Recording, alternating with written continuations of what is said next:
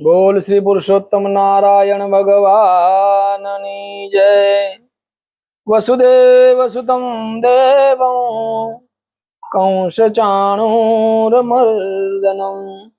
देवकी परमानंदं कृष्णं वंदे जगद्गुरुं।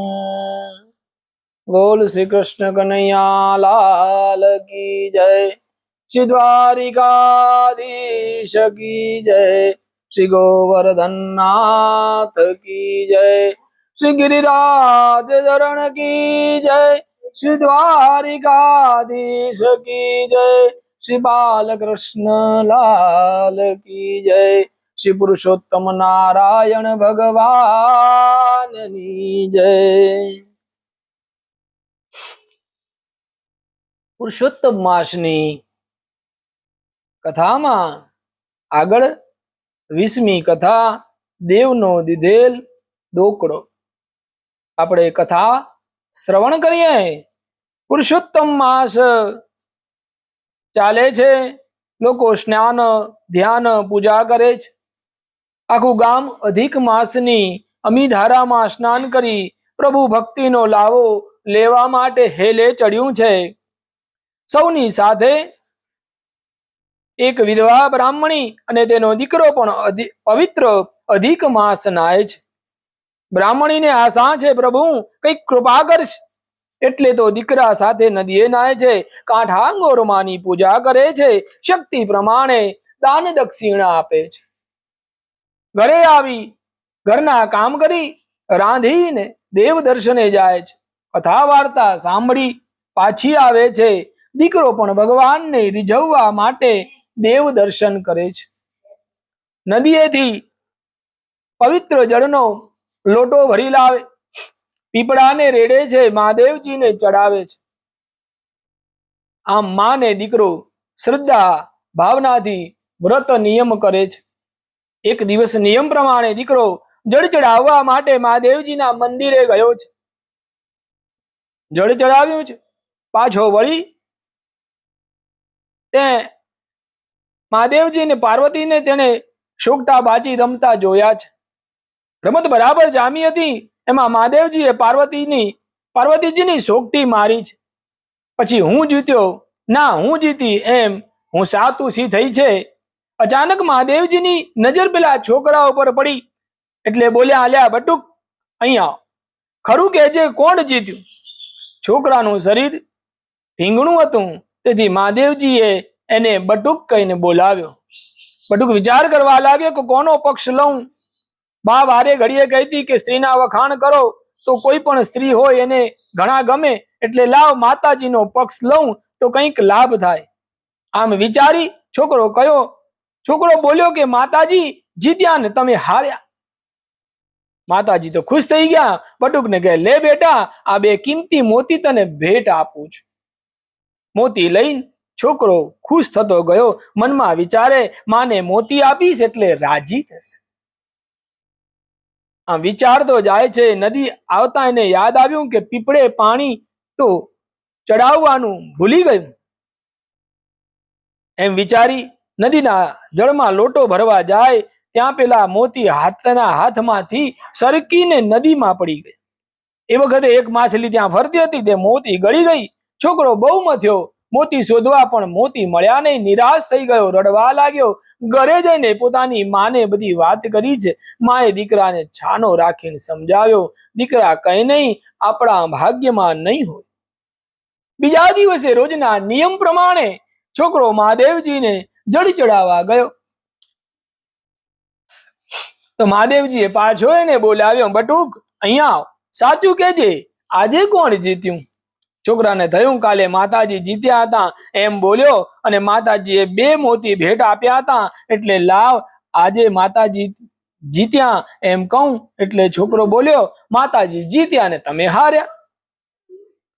આજે પોતાનો પક્ષ છોકરાએ ખેંચ્યો એટલે પાર્વતીજી રાજી થયા, અને છોકરાને પોતાના કાનમાંથી ઝાલ એટલે એરિંગ જેવું ઘરેણું કાઢીને છોકરાને આપ્યું। છોકરો તો રાજી થતો ઘરે આવ્યો, માને ઝાલ આપી, ખુશ થઈ ગઈ। માં ખુશ થઈ ગઈ. મનમાં વિચાર્યું, મારે તો હવે ઘરડે ઘરપણે ઝાલ પહેરીને કોને બતાવી છે? દીકરાના લગ્ન થશે એટલે વહુને આપીશ, આમ વિચારે છે. ત્યાં તો રસોડામાંથી કંઈક બળવાની વાસ આવી. જોયું એટલે ઉતાવળે પાણી આરે ઝાલ મૂકીને રસોડામાં ગઈ. જોયું તો તાવડી પર નાખેલો રોટલો બળતો હતો. બરાબર આ સમયે પાડોશમાં રહેતી એક સમૂહ નામની સ્ત્રી વાટકી લઈને છાશનું મેળવણ લેવા માટે આવી હતી. તેની નજર પાણિયારે ઝગમગ થતી ઝાલ ઉપર પડી. એની દાનત બગડી. ઝાલ લઈને છાશનું મેળવણ લીધા વગર પાછી વળી ગઈ. ડોશી તો રોટલો ઉતારીને નવો રોટલો તાવડીમાં નાખીને બહાર આવી તો ઝાલ ગાયબ. એને એકદમ ધ્રાસકો પડ્યો છે. હાય માં, એટલી વારમાં ક્યાં જતી રહી? અહીંયા પાણીયારે તો મૂકી હતી. ડોશી કપાળ કૂટવા લાગી, મારા ભાગ ફૂટેલા છે, નહીતર આમ થાય નહીં. દીકરાને વાત કરી, બેટા આપણું નસીબ કાણું છે, એટલે કોને દોષ દેવો? પહેલા મોતી ખોવાયા, હવે ઝાલ ગઈ. ત્રીજા દિવસે પણ છોકરો મહાદેવજીને પાણી ચડાવવા ગયો. ત્યારે મહાદેવજીએ કહ્યું, બોલ બટુક, કોણ જીત્યું? ત્યારે છોકરો પાછો એવું જ બોલ્યો કે માતાજી જીત્યા ને તમે હાર્યા. આમ સાંભળતા પાર્વતીજી મલકાયા. છોકરાને સુંદર મજાનો હાર ડોકમાંથી કાઢી અને આપ્યો છે. છોકરો ઘરે ગયો. બ્રાહ્મણી ઘરનું કામ કરતી હતી. છોકરો દોડીને બોલ્યો, લે માં, આ હાર, આટલો બધો સરસ ને કિંમતી હાર જોઈને બ્રાહ્મણી હરખાઈ છે. હારની અંદર સુંદર મજાના પાણીદાર મોટા લાલ મોતી જડેલા હતા અને ચમકતા હતા. એટલામાં આકાશમાં એક સમડી ઉડતી આવી હતી. એની નજર પેલા લાલ ચમકતા મોતી ઉપર પડી છે અને કંઈક ખોરાક છે એવું સમજી એકદમ નીચે આવી અને ઝપટ મારી છે અને ડોશીના હાથમાંથી ઉપાડીને લઈ ગઈ. ડોશી કપાળ કૂટવા લાગી, પણ થાય શું? પોતાના નસીબને દોષ લેવા લાગી છે. છોકરો કહે, માં, મોતી ખોવાઈ ગયા, ઝાલ પણ ગઈ અને પેલો હાર પણ સમડી ઝપટાવી ગઈ. આમ કેમ થતું હશે? ડોશી ગઈ, દીકરા, ભાગ્યમાં હોય ના એટલું જ ભોગવાય, બીજું શું? છોકરો તો નિયમ પ્રમાણે વળી ચોથા દિવસે જળ ચડાવવા ગયો. ચોથે દિવસે પણ ભગવાન ને પાર્વતીજી સોગટાબાજી રમતા હતા. છોકરો મનવા વિચાર કરવા લાગ્યો.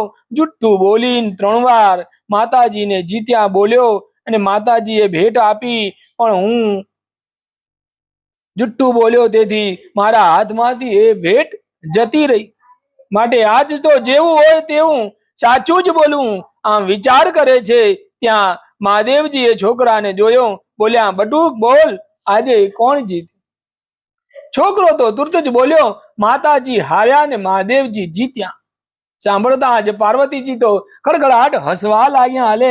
કહે, અલ્યા છોકરા, તે જેનો પક્ષ લીધો છે ને તેની પાસે તો ભભૂત ને નાગ સિવાય શું છે? તને આપશે તો બહુ તો ખુશ થઈને ગળામાંથી એક સર્પ કાઢીને આપશે. છોકરો કહે, માતાજી જે જોયું તે બોલ્યો અને ભગવાન ખુશ થઈને જે કઈ ઢબુ દોકડો આપે તે મારે મન એ કિંમતી છે. માતાજી ભેટ જોવાની ના હોય, ભેટ આપનારનો ભાવ જોવાનો હોય. ભાવથી આપેલી ગમે તેવી પણ ભેટ છે ને. મહાદેવજી છોકરાની વાત સાંભળીને મલકાયા છે. બબૂતની જોડીમાં હાથ નાખી એક દોકડો કાઢીને બોલ્યા, લે બટુક, આ તને દોકડો આપું છું.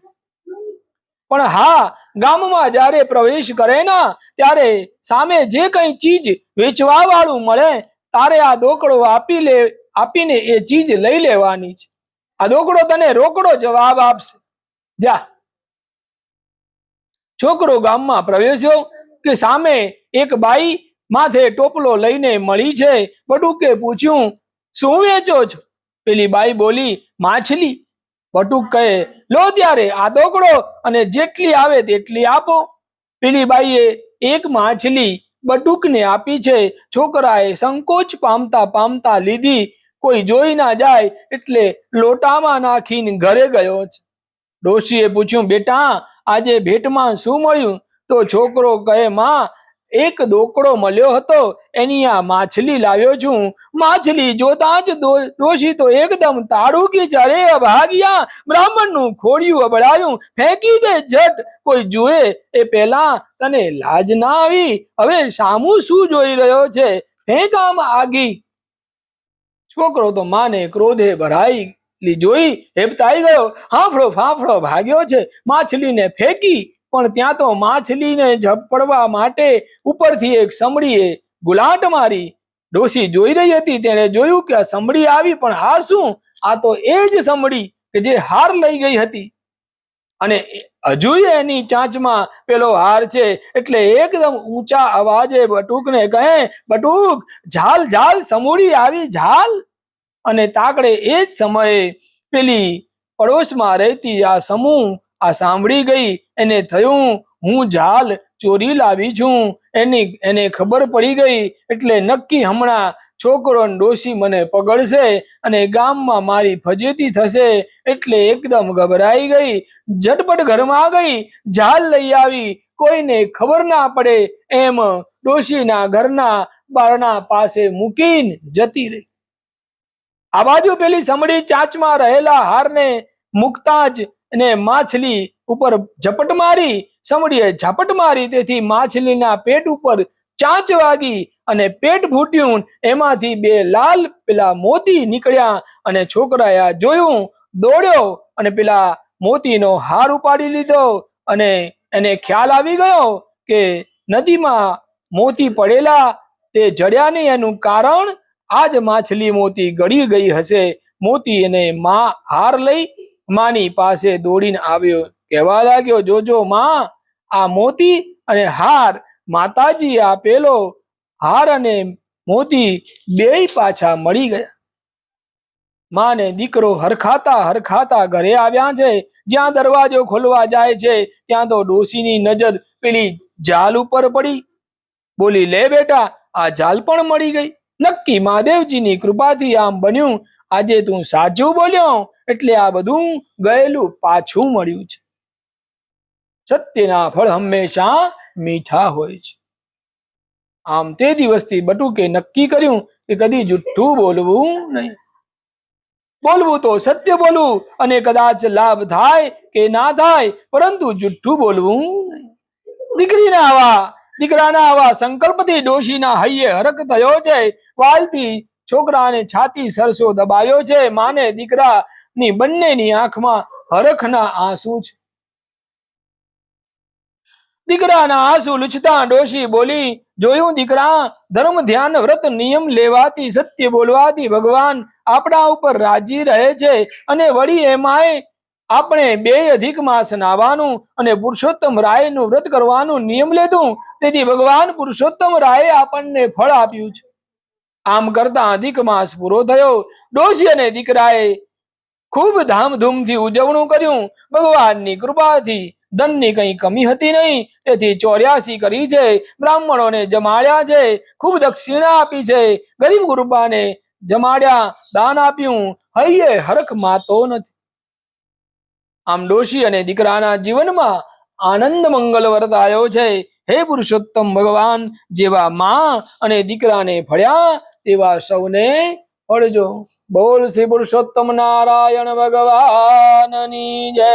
અચ્યુતમ કેશવમ રામ નારાયણમ કૃષ્ણ દામોદરમ વાસુદેવમ હરિ શ્રીધરમ માધવમ ગોપિકા વલ્લભમ જાનકી નાયકમ શ્રી રામચંદ્ર ભજે.